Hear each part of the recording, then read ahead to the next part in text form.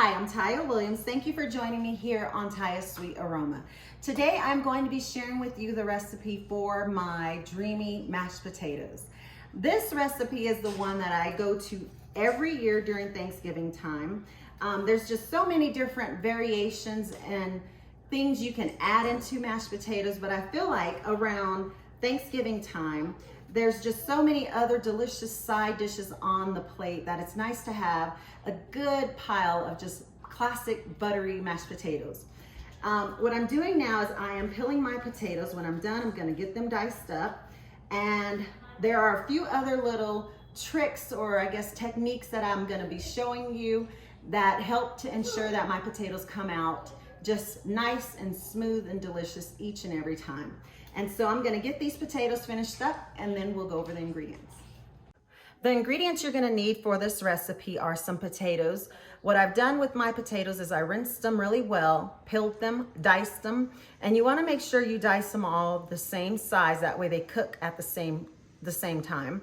And then I rinsed them a few times under some water, covered them with cold water. If you start them out in hot water, what will happen is the outside of your potatoes will cook faster than the inside. So you want to make sure that you cover them with cold water. And I don't like to put too much water in the pot. I go just right above all the potatoes, and you'll see why here in a second.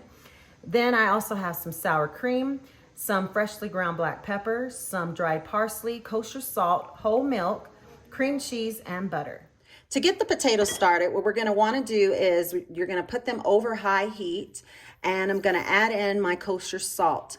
I'm gonna allow these to come to a boil. The reason that I don't like to overfill the pot with water is because it's gonna concentrate that salt flavor in the water, allowing the potatoes to be seasoned now. I'm not gonna be seasoning them anymore with any more salt after this stage.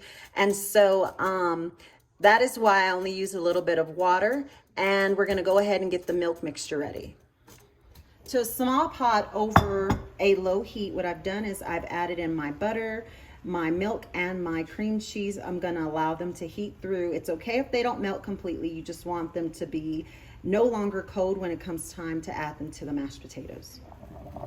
The potatoes have now come to a boil. I'm gonna go ahead and turn them down just a little bit and allow them to continue boiling until they are fork tender. This usually takes anywhere from 15 to 20 minutes, and I will show you the next step when they're ready.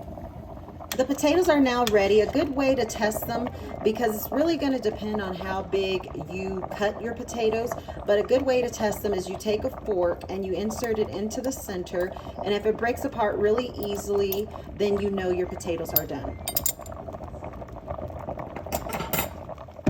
Just getting these potatoes drained very nicely. You want to get off all of that water. Gonna give them a quick shake.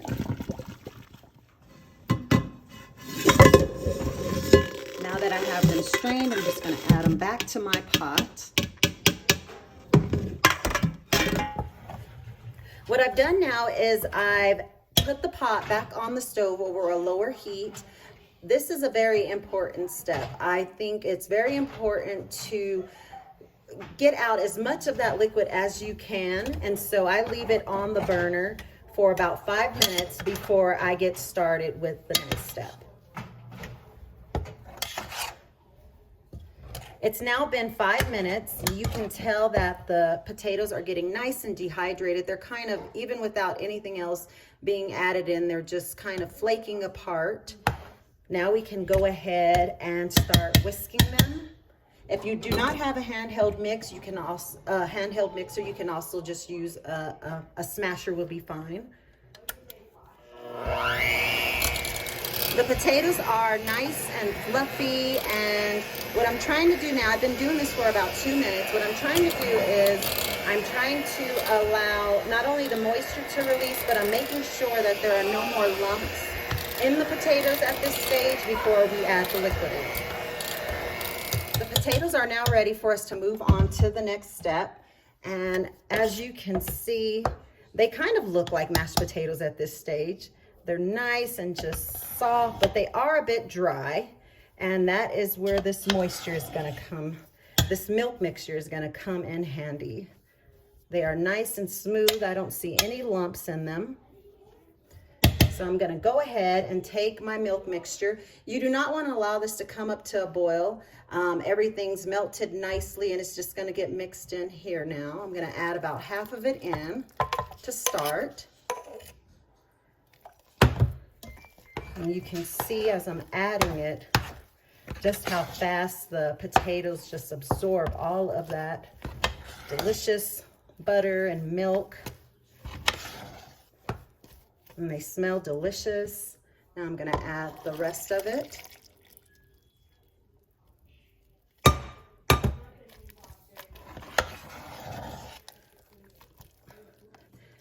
I've now added in my sour cream. I'm gonna add in the parsley and pepper. Get these creamed in or stirred in. Check out these potatoes. I mean, they're just smooth. They smell delicious. They look delicious. And as you're adding the liquid in, you might start to think that you're adding too much, but trust me, as they continue to sit, they're gonna continue to get even more thicker. So you want them to start out a little bit more on the softer side. You can see the potatoes and how nice and smooth they came out. They smell so buttery and delicious. Just getting some more in here really quick.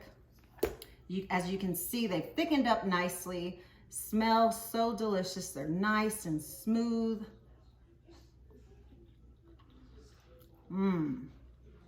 Oh yeah. Of course you have that butter. And the thing I like about the sour cream, I mean, you have so much salt. I use salted butter. You have some salt from the cream cheese, as well as the kosher salt from boiling them. I did not add more salt. They're perfectly seasoned. But the thing that sour cream does is it kind of gives it a nice little tang, not too overpowering. It just helps balance out all those salty flavors, makes it even more delicious. You gotta give this recipe a try. I think mashed potatoes are a must-have on your Thanksgiving dinner plate. And as you saw, it was very easy to put together. A great recipe. Give it a try. Don't forget to like and subscribe below. And if you do happen to try this recipe out, let me know how it turns out for you, and I'll see you again next time.